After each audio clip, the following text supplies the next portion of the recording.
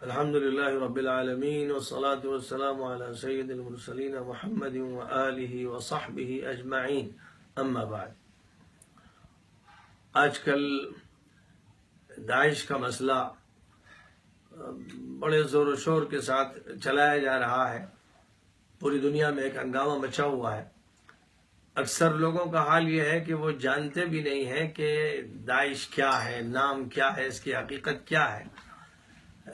جہاں تک اس لفظ کا تعلق ہے تو الدولة الاسلامیۃ فی العراق والشام کا یہ شارٹ فارم ہے، اس کا مخفف ہے، اور اس عنوان سے اس رمضان سے پہلے گزشتہ رمضان میں جب اس کے نمائندوں نے نوری مالکی حکومت کے خلاف زبردست کارروائی کی تھی اور موصل پر قبضہ کیا تھا، اور پھر اس کے بعد ترکی کے بہت سے لوگ ان کے ہاتھوں میں آ گئے تھے اور ہندوستان کی نرسیں بھی ان کی تحویل میں تھیں، تو اس وقت ہم لوگ یہ دیکھ رہے تھے کہ وہ کیا کرتے ہیں، ان کا رویہ کیا ہوتا ہے۔ تو جو بات سامنے آئی کہ جہاں تک نوری مالکی کی فرقے وارانہ ظالمانہ حکومت تھی اس کا انہوں نے خاتمہ کیا، اور ترکی کے جو لوگ تھے ان کو بحفاظت واپس کیا، ہندوستان کی جو نرسیں تھیں ان کو ہندوستان انہوں نے واپس بھیجا، نہ ان کی عزت پر کوئی بات آئی، نہ ان کی جان کو کوئی نقصان پہنچا، بلکہ ہندوستان آ کر ان نرسوں نے تعریف کی۔ تو وہ موقع تھا کہ جس میں میں نے بھی ایک کھلا خط لکھا کہ یہ ایک اچھا عمل ہے، یہ جمہوری بنیاد ہے، اور اس سے معلوم ہوتا ہے کہ وہ ظلم نہیں کرنا چاہتے ہیں، اس لیے ان کے اس کردار کو سراہا بھی گیا، اور ساتھ ساتھ میں نے یہ کہا کہ صاحب عراق میں، سیریا میں شیعہ سنی لڑائی کا کوئی جواز نہیں ہے، اور فرقہ واریت کا کہیں پر کوئی جواز نہیں۔ ہندوستان میں ہندو مسلم مسئلہ نہیں اٹھانا چاہیے، کسی مذہب کی بنیاد پر تفریق نہیں ہونی چاہیے، انسانوں کے ساتھ انسانوں کا رویہ اختیار کیا جائے، اور ہر شہری کو اس کا حق دیا جائے، اور کسی کو مظلوم نہ بنایا جائے۔ تو میں نے ان سے کہا کہ صاحب شیعہ کو مارنا اس لیے کہ یہ شیعہ ہے، یا شیعوں کی طرف سے سنی کو مارنا اس لیے کہ یہ سنی ہے، یہ ظلم ہے، وحشت ناکی ہے، بربریت ہے، اس کا نہ اسلام سے تعلق ہے نہ انسانیت سے تعلق ہے۔ یہ باتیں میں نے کھل کر اپنے خط میں لکھی، اور وہی زمانہ تھا کہ جب مصر میں ظلم ہو رہا تھا، اور میں نے حرمین شریفین کی سرزمین کے بادشاہ شاہ عبداللہ کو بھی کھلا خط لکھا کہ اس ظلم میں ان کی طرف سے شرکت نہیں ہونی چاہیے، اور ہر جگہ عدل و انصاف قائم کرنے کی جدوجہد ہونی چاہیے۔ بہرحال میں نے توقع کی تھی کہ اب وہ اس نظام پر غور کریں گے اور عادلانہ نظام قائم کریں گے، لیکن افسوس یہ کہ عراق اور سیریا فرقہ واریت کی بھٹی میں جھلسا دیا گیا۔ آج کوئی دن ایسا نہیں گزرتا کہ وہاں خون نہ بہ رہا ہو، اور آپس میں ایک دوسرے کو مارنے کاٹنے میں لوگ اس طرح لگے ہیں جیسے دنیا جنگل بن گئی ہو، اور جو بڑی طاقتیں وہ تماشے دیکھتی ہیں۔ تو ایسی صورتحال میں پھر میں نے تھوڑے ہی عرصے کے بعد ایک بیان اخبارات کو دیا کہ ان سے اتفاق نہیں کیا جا سکتا، کیونکہ اپنوں ہی کے ساتھ مظالم ہو رہے ہیں، اور فرقہ واریت کی بنیاد پر کارروائیاں کی جا رہی ہیں، کارروائیاں عدالتی بنیاد پر نہیں ہیں، حق و انصاف کے ساتھ نہیں ہیں۔ پھر میں نے ان کے بارے میں مطالعہ کرنا شروع کیا تو یہ بات سامنے آئی کہ اصل میں یہ گروپ ایک متشدد سلفی گروپ ہے، انتہا پسندی پر جن کا یقین ہے، اور چونکہ جہاں تک تعلق ہے سلفی تحریک کا، اس کے جو اہم ترین لوگ ہیں جیسے سعودی عرب میں ربیع مدخلی صاحب بہت معروف ہیں، پورا جزیرۃ العرب ہی نہیں دنیا ان کو جانتی ہے، اور ان کے لوگوں کو مداخلہ کہا جاتا ہے۔ ان کا حال یہ ہے کہ انہوں نے تمام مسلم جماعتوں کو کافر قرار دے رکھا ہے، یا گمراہ اور بددین قرار دے رکھا ہے۔ تبلیغی جماعت ان کے نزدیک بددین ہے، جماعت اسلامی بددین ہے، اخوان المسلمین بددین ہے، کسی کو کافر، کسی کو مرتد، کسی کو بددین قرار دینے کا ٹھیکہ لے رکھا ہے۔ ابو الحسن ندوی کو انہوں نے کافر قرار دیا، حسن بنا کو کافر قرار دیا، اور امام غزالی کو قرار دیا، مولانا مودودی کو قرار دیا۔ نہ جماعتوں کے سربراہ باقی رہے، نہ جماعتیں باقی رہی، اور تمام علماء، مفسرین، محدثین، متکلمین، فقہا، جو سب کے سب اشعری ہیں یا ماتریدی ہیں، ان سب کو بددین اور گمراہ قرار دیا گیا۔ تو سوال یہ ہے کہ بھائی یہ کون سا کارخانہ ہے جس میں پوری امت کو کافر بنایا جاتا ہے؟ اور جب فکر کی بنیاد ہی یہی ہوگی تو پھر توقع یہی کی جا سکتی ہے کہ یہ دھڑا پوری امت کو نقصان پہنچائے گا۔ پھر ہم لوگوں نے دیکھا کہ مصر میں جب الیکشن ہوئے اور حزب النور سلفی پارٹی سامنے آئی تو اخوان کے ساتھ مل کر الیکشن میں اس نے کامیابی حاصل کی، اور جب فوجی ٹولے نے ظلم کے ساتھ اور اسرائیلی ایجنسی کھول کر مرسی کی حکومت کو ختم کیا اور اخوانیوں کو اور اسلام پسندوں کو مصر کی سڑکوں پہ بھون دیا گیا گولیوں سے، اور جس وقت اس شاہ عبداللہ نے بھی ان کی تائید کی، تو یہ سلفی جماعت تھی جو اس قتل گاہ کا تماشا دیکھتی رہی اور یہ فوجی ٹولے کے ساتھ ہو گئے۔ اس کے بعد اللہ نے یہ دکھایا کہ یہ فوجی ٹولی کی نگاہ میں بھی مردود ٹھہرے، ان کو بھی پکڑا گیا، داڑیاں نوچی گئیں، جیلوں میں ٹھوسا گیا، تو پھر یہ چیخنے لگے کہ ہم نے تو مدد کی تھی، ہمارے ساتھ ایسا کیوں ہو رہا ہے؟ انہوں نے یہ نہیں سوچا کہ تم نے جب اللہ سے رشتہ توڑا، نبی سے توڑا، عدل و انصاف سے رشتہ توڑا تو تمہیں ذلیل ہی ہونا ہے۔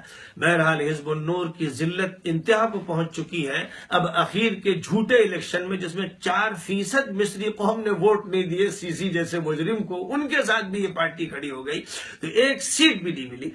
مبارک ہو مصری قوم کو کہ اس کا شعور بیدار ہو گیا اور اس نے سلفیت کو تھوک کے پھینک دیا۔ تو بہرحال یہ وہ فکر ہے جو سیاست کے میدان میں جاتا ہے تو یہ حرکتیں کرتا ہے۔ یہ جب کسی مدرسے میں، کسی جامعہ یا کلیہ میں ہوتا ہے تو یہ امت کی پیٹھ میں خنجر گھونپتا ہے اور علماء کو بددین قرار دیتا ہے۔ صوفیاء کرام کو یہ قادیانیوں سے بدتر، یہودیوں سے بدتر قرار دیتے ہیں۔ نہ معین الدین چشتی ان سے محفوظ رہے، نہ نظام الدین اولیاء محفوظ رہے، نہ مجدد الفسانی محفوظ رہے، نہ شاہ ولی اللہ ان کی زد سے بچے۔ کوئی شخصیت ایسی نہیں جس کو انہوں نے چھوڑ دیا ہو۔ تو ظاہر ہے کہ جس جماعت کی بنیاد ایسی ہوگی، جب وہ جہاد کے میدان میں جائے گی، ہتھیار اس کے ہاتھ میں آ جائیں گے تو پھر کون بچے گا؟ کس کی جان بچے گی؟ کس کی آبرو بچے گی؟ جب یہ صورتحال سامنے آئی کہ داعش نے اپنے لوگوں کو مارنا شروع کیا اور عدل اور انصاف کی جو اللہ کی طرف سے حدیں طے ہیں ان کو پھلانگنا شروع کر دیا، تو پھر اب جائز نہیں تھا ہم لوگوں کے لیے جن پر حق کا بیان کرنا فرض کیا گیا ہے اللہ کی طرف سے اور کتمان حق سے منع کیا گیا ہے، ہماری ذمہ داری ہے ہم کہ کھل کر بات کریں۔ آج یہ تانا دیا جا رہا ہے کہ آپ نے تو خط لکھا تھا۔ جی ہاں، میں نے خط لکھا تھا، ناصحانہ لکھا تھا، کھلا خط لکھا تھا، دعوت دی تھی، حق کی دعوت سب کو دینا ہے۔ میں نے شاہ عبداللہ کو خط لکھا، میں نے شاہ سلمان کو مبارکباد کا خط لکھا۔ آج ان کی پالیسی عبداللہ کے مقابلے میں نہایت اچھی ہے۔ وہ ترکی کے دوست ہیں، انہوں نے قطر کو اپنے قریب کیا ہے۔ آج ترکی اور قطر اور سعودیہ مل کر روس کا مقابلہ کر رہے ہیں اور بشار کا مقابلہ کر رہے ہیں۔ مصر آج دشمن بنا ہوا ہے۔ مصر کی حکومت کی دوستی بشار کے ساتھ ہے، مصر کی حکومت کی دوستی روس کے ساتھ ہے۔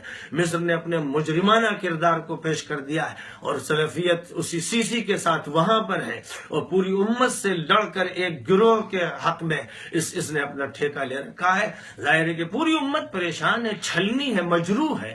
نہ حضرت مولانا زکریا بچے، نہ مولانا حسین احمد مدنی بچے، نہ شیخ ابو الحسن ندوی بچے۔ ان کے خلاف ایک سلفی نے 800 صفحے کی کتاب لکھی ہے جس میں دکھایا کہ ابو الحسن ندوی کا دوسرا چہرہ، پوری دنیا ابو الحسن ندوی کو مخلص مانتی ہے، اللہ والا مانتی ہے، ربانی مانتی ہے، لیکن اس جماعت کے لوگ ان کو بھی نعوذ باللہ غیر مخلص کیا بلکہ منافق مانتے ہیں۔ تو ظاہر ہے کہ ایسی جماعت کے اللہ کے ہاں مردود ہونے کے بارے میں کوئی شک و شبہ نہیں ہو سکتا ہے، اور یہ لفظ بھی جو انہوں نے اختیار کیا ہے کبھی سلف نے اختیار نہیں کیا۔ تابعین، تبع تابعین سے لے کر آج تک کوئی بھی دنیا کا وہ عالم نہیں ہے جس کے ساتھ لاحقہ سلفی کا لگا ہوا، فلان سلفی تاریخ کے کسی دور میں استعمال نہیں ہوا۔ یہ کب سے استعمال ہو رہا ہے؟ کس نے یہ لفظ ایجاد کیا؟ یہ بدعت کون لے کر آیا ہے؟ یہ وہ حقائق ہے جن پر غور ہونا چاہیے، اور جب ان پر غور کیا جائے گا اور ان مطالبہ کیا جائے گا، حکومتوں سے مطالبہ کیا جائے گا کہ ان پر پابندی لگائی جائے کہ یہ بزرگوں کے خلاف نہ بولیں، انہوں نے جو کفر کے فتووں سے سب کچھ چھلنی کر رکھا ہے، اس سلسلے پر روک لگائی جائے۔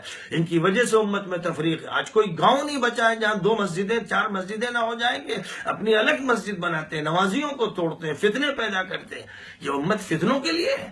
اس امت کو نبی پاک علیہ الصلوۃ والسلام نے جوڑا تھا اور آج کے اس دور کے ان مجرموں نے اس امت کو توڑنے کا ٹھیکہ لیا ہے۔ اس لیے ضرورت تھی کہ حق کی بات کہی جائے پوری دنیا کے سامنے، حکومتوں کے سامنے۔